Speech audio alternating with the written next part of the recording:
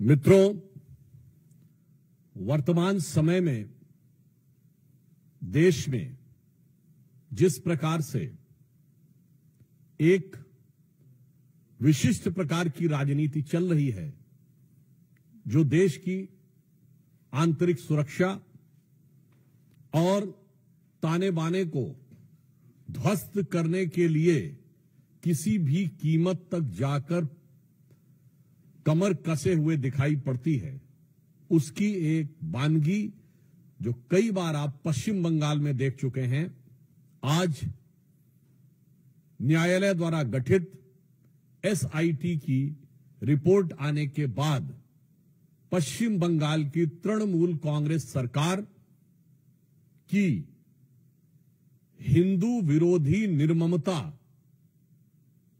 अपने पूरे विद्रूप रूप में सामने आती हुई दिखाई पड़ रही है।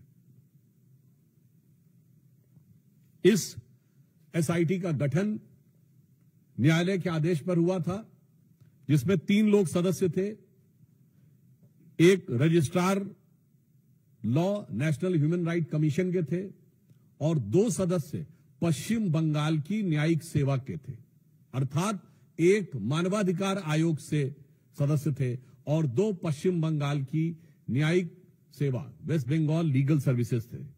और उन्होंने 11 अप्रैल 2025 फ्राइडे यानी 11 अप्रैल जुमे के दिन 2 बजे से लेकर 4 बजे के बीच में जो घटनाएं हुई हैं, उनके बारे में जो अपना ऑब्जर्वेशन दिया है, उससे तृणमूल कांग्रेस,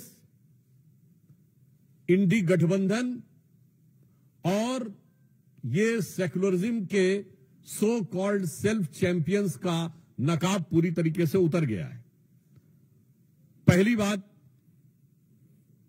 बहुत आश्चर्य और दुख की बात है कि जो लोग ये कहते थे कि पाकिस्तान से युद्ध करने की क्या जरूरत है, सिर्फ आतंकियों के ऊपर कार्रवाई हो, जबकि हमारी सरकार ने आतंकियों पर ही कार्रवाई की, उनमें से एक ने भी नहीं बोला कि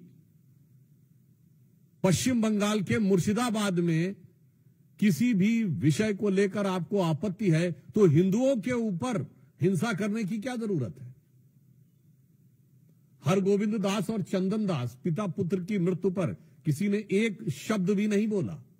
वही लोग अचानक ऑपरेशन सिंदूर के बाद पाकिस्तान के प्रति सहानुभूति दिखाते हुए नजर आने लगे।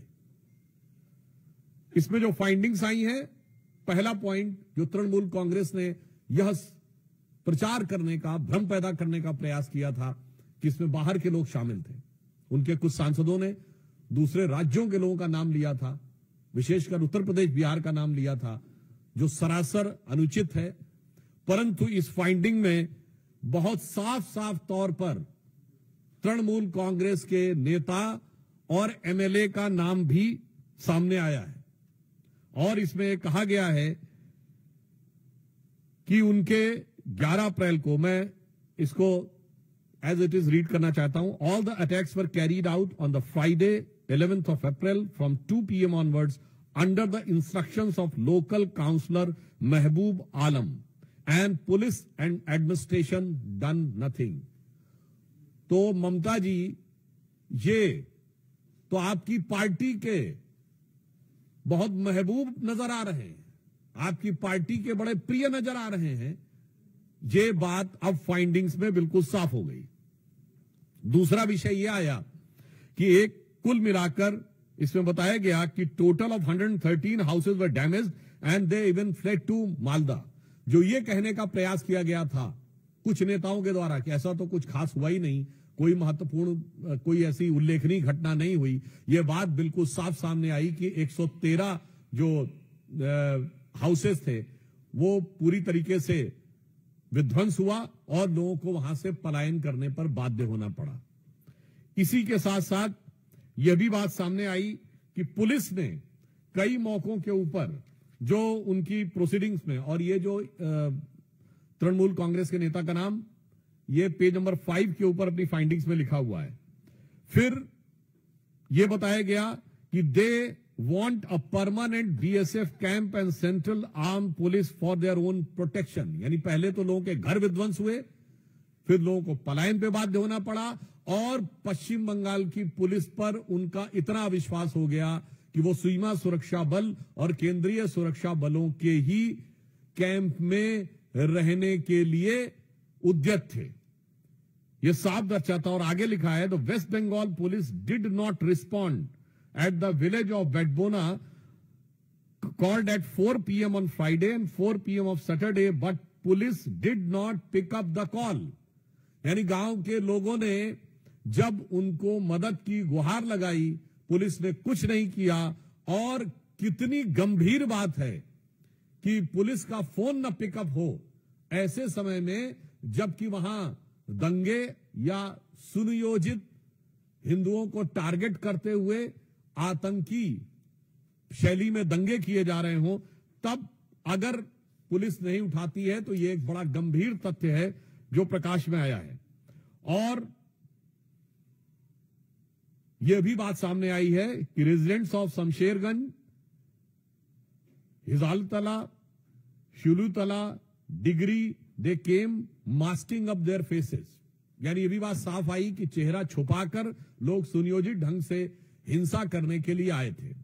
एक बात बहुत स्पष्ट हो गई है कि हिंसा का प्रकार चाहे कोई भी हो, राजनीति का प्रकार चाहे कोई भी हो, वार सिर्फ और सिर्फ हिंदू समुदाय के ऊपर है।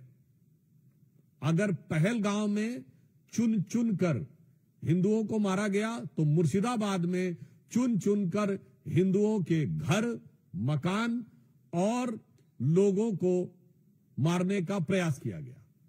मुझे लगता है कि अब इसके बाद पश्चिम बंगाल सरकार के पास किसी प्रकार का मुंह नहीं रह गया है यह कहने का कि वहां पर हिंसा नहीं हुई थी।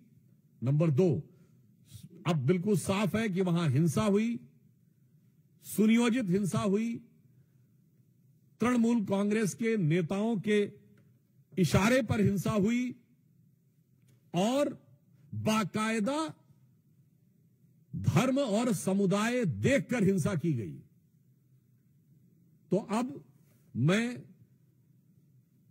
पश्चिम बंगाल की मुख्यमंत्री ममता बनर्जी जी से पूछना चाहता हूं कि उनके ममतामयी हृदय में कब वह करुणा जागेगी कि वो अपने नेताओं पर कार्रवाई करेंगे।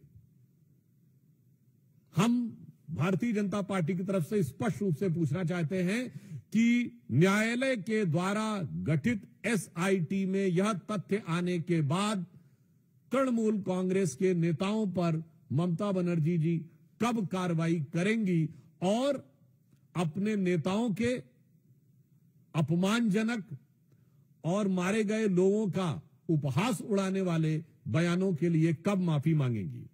धन्यवाद। मित्रों, प्रश्न सादर आमंत्रित है। सबसे पहले प्रज्ञा।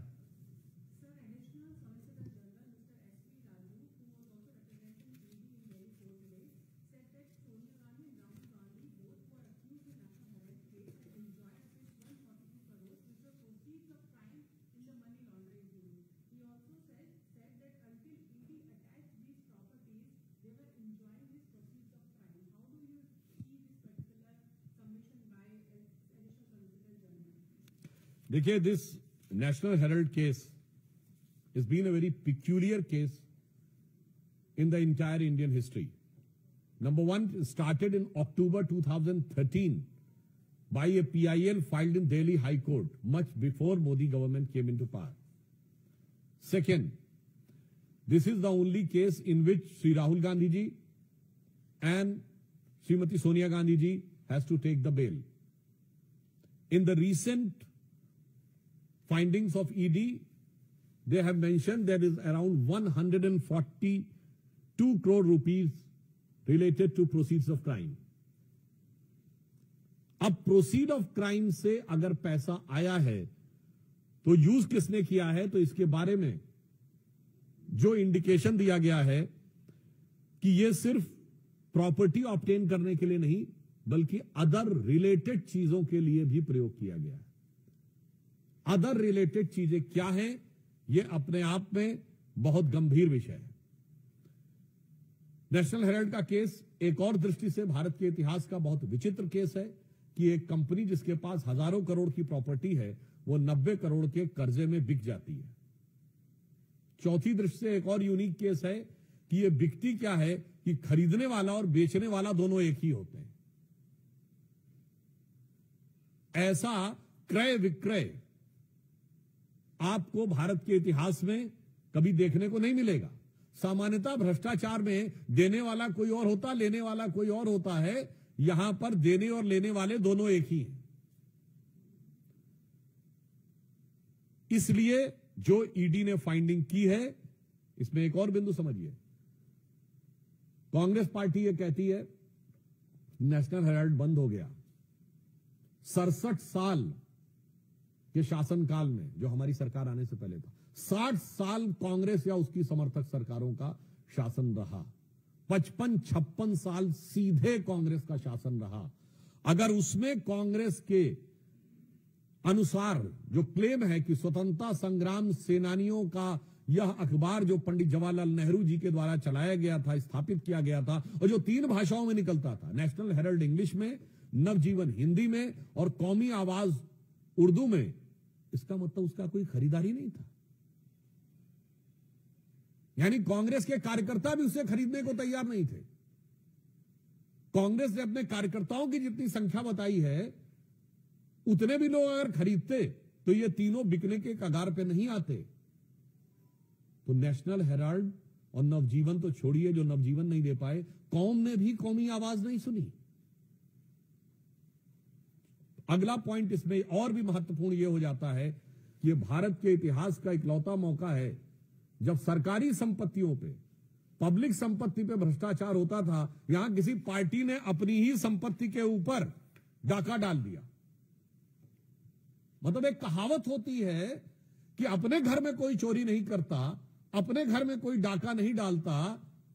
यह आपने सिर्फ कॉमेडी फिल्मों में देखा होगा, मगर यह ट्रेजेडी देखिए कि नेशनल हेराल्ड केस इस मामले में एक विचित्र केस है। और यह भी दर्शाता है the ED today has mention about 142 crore rupees of proceed. तो मैं कहना चाहूंगा, एक वो कांग्रेस थी जो महात्मा गांधी की कांग्रेस थी, जिसका सदस्यता शुल्क कितना था? 4 आने। कांग्रेस में नारा होता था 1 चवन्नी चांदी की, जय बोलो महात्मा गांधी की। और आज कांग्रेस वहां पर पहुंच गई आधुनिक गांधियों के नेतृत्व में कि देश तो छोड़ो, पार्टी की संपत्ति भी आज के गांधी की। तो अगर 142 करोड़ का विषय आया है, यह बहुत गंभीर बात है। यह कांग्रेस पे सिर्फ कानूनी नहीं, यह कांग्रेस पे सिर्फ राजनीतिक नहीं, बल्कि गंभीर नैतिक सवाल पैदा करता है कि जो लोग अपने को स्वतंत्रता संग्राम सेनानियों की विरासत के एकमेव उत्तराधिकारी घोषित होने का दावा करते थे, उन्होंने ही बकौल खुद स्वतंत्रता संग्राम सेनानियों की संपत्ति पर डाका डाला। रविकांत,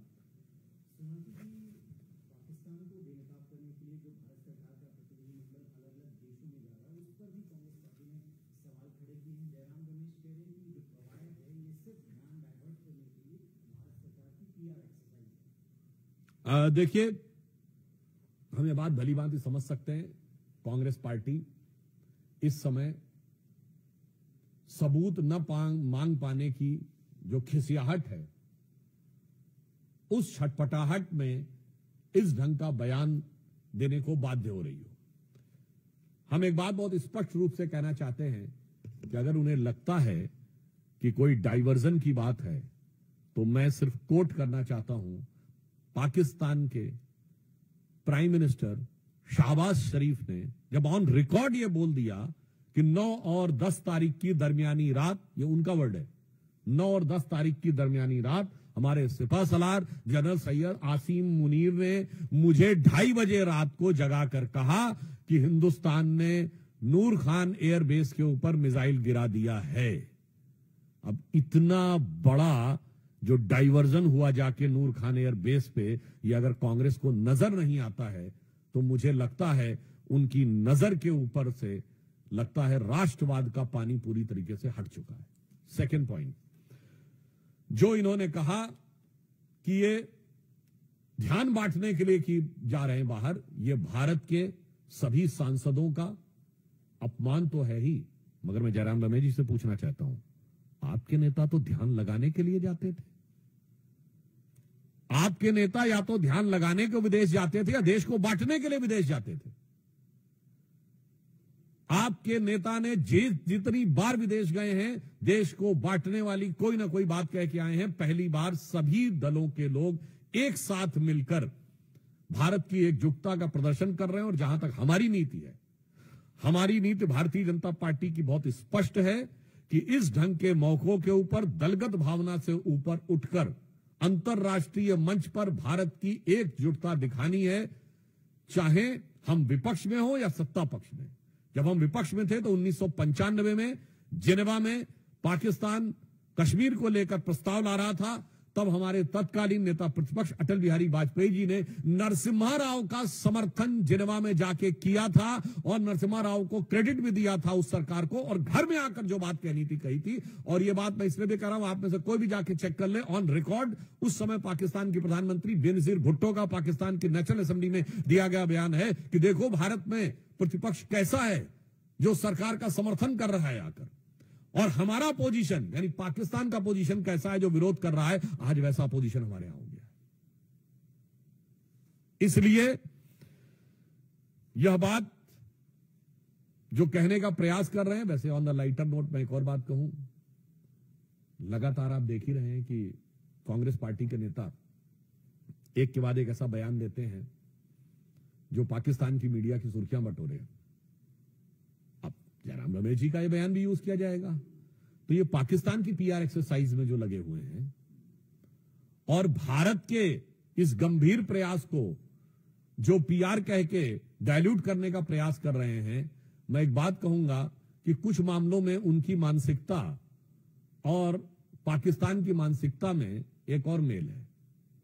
अभी आपने देखा कि ऑपरेशन सिंदूर में जिस अप्रतिम शौर्य का परिचय भारत की सेना ने दिया और जो गंभीर क्षति पहुंचाई, जिसका मैंने अभी आपको बता भी दिया कि पाकिस्तान के प्राइम मिनिस्टर का पाकिस्तान के आर्मी चीफ को कोट करते हुए बयान है, इसके बावजूद वहां के आर्मी चीफ का प्रमोशन हो गया, क्या बन गया? Field marshal. ठीक, हमारे यहां भी उसी जहनियत से पैवस्त हैं। वो जंग हार कर फील्ड मार्शल बनते हैं और कांग्रेस में चुनाव हार कर फील्ड मार्शल बनते हैं। वहां भी प्रमोशन होता है, यहां भी प्रमोशन होता है। तो इसे मैं कहना चाहूंगा, तो इसलिए दोनों तरफ बैठकर एक ही विचार, एक ही भाव, तो मिले सुर मेरा तुम्हारा करते हुए भारत के प्रयासों को इस प्रकार से अवांछित रूप से छोटा साबित करने का प्रयास बचना चाहिए कांग्रेस पार्टी को। और मैं कांग्रेस पार्टी और इंडी गठबंधन से, जो मैंने अभी मॉर्निंग में कहा, उसे रिपीट कर देना चाहता हूं। इंडिया अलायंस नाम रख लेने से दिल से भारतीय नहीं हो जाता। आज इंडिया अलायंस के तमाम नेताओं के बयान पाकिस्तान की मीडिया में, पाकिस्तान की संसद में, पाकिस्तान की सेनाओं की ब्रीफिंग में, पाकिस्तान द्वारा भारत के विरुद्ध दिए जा रहे डोजियर्स में कोट किए जा रहे हैं। तो ऐसा प्रतीत होता है कि ये पॉपुलर फ्रंट ऑफ पाकिस्तान की तरह इंडिया अलायंस बिहेव करने लगा है। और खड़गे जी का बयान हो या राहुल जी का बयान हो या जयराम रमेश जी का बयान हो, ऐसा प्रतीत होता है कि पाकिस्तान में पॉपुलरिटी की प्रतिस्पर्धा में ये एक दूसरे से आगे निकलने में लगे हुए हैं। पर मैं फिर कांग्रेस पार्टी से यह अनुरोध करना चाहूंगा कि इस मौके पर जब भारत के सर्वदलीय प्रतिनिधिमंडल विदेश में जा रहे हैं, तो इस प्रकार की बात करने से बाज आना चाहिए। भारत की एकजुटता का प्रदर्शन करना चाहिए। कम से कम कुछ समय के लिए अपनी भावनाओं पर नियंत्रण रखना चाहिए। वोट बैंक की राजनीति को राष्ट्रीय हित से अलग रखना चाहिए। गौरव, न्यूज़ 24। छत्तीसगढ़ में नक्सलियों के खिलाफ जो ऑपरेशन चल रहा है, सुरक्षा बलों को सफलता मिली है, 30 के आसपास नक्सली मरे हैं और कई बड़े नाम है उसमें, देखिए, छत्तीसगढ़ में अभी जो सूचनाएं आ रही हैं और जो प्राइमा फेसिया इंफॉर्मेशन मिली है, प्रथम दृष्टया सूचना उनके अनुसार एक बहुत बड़ी सफलता छत्तीसगढ़ में नक्सलियों के विरुद्ध प्राप्त हुई है, जिसमें संभवतः प्राप्त जानकारी के अनुसार 25-30 से अधिक नक्सली मारे गए हैं। गृह मंत्री आदरणीय अमित शाह जी ने स्पष्ट 2026 तक, मार्च तक नक्सलों के खात्मे की बात कही है, तो निश्चित रूप से प्रधानमंत्री श्री नरेंद्र मोदी जी की सरकार की यह प्रतिबद्धता इस ऑपरेशन में स्पष्ट दिखाई पड़ रही। और यह प्रतिबद्धता एक और मामले में भी है, जिसे आप एक शब्द संस्कृत में सुनते होंगे ना, वाय आभ्यंतरम शुचि, यानी बाहर से भी सफाई करनी है और अंदर से भी सफाई करनी है। तो बाहर की सफाई आप ऑपरेशन सिंदूर में देख चुके हैं, और अंदर की सफाई आज जो नक्सली ऑपरेशन हुआ है उसमें देख रहे हैं। यानी बहावलपुर से लेके और बस्तर तक राष्ट्र विरोधी जो शक्तियां हैं उनके ऊपर निर्णायक प्रहार हमारी केंद्र की सरकार और छत्तीसगढ़ के राज्य की सरकार ने किया है। इसके लिए निश्चित रूप से प्रधानमंत्री श्री नरेंद्र मोदी जी के नेतृत्व में गृह मंत्री अमित शाह जी और हमारे छत्तीसगढ़ के मुख्यमंत्री जी और छत्तीसगढ़ के गृह मंत्री जी बधाई के पात्र हैं। अरुण धोता।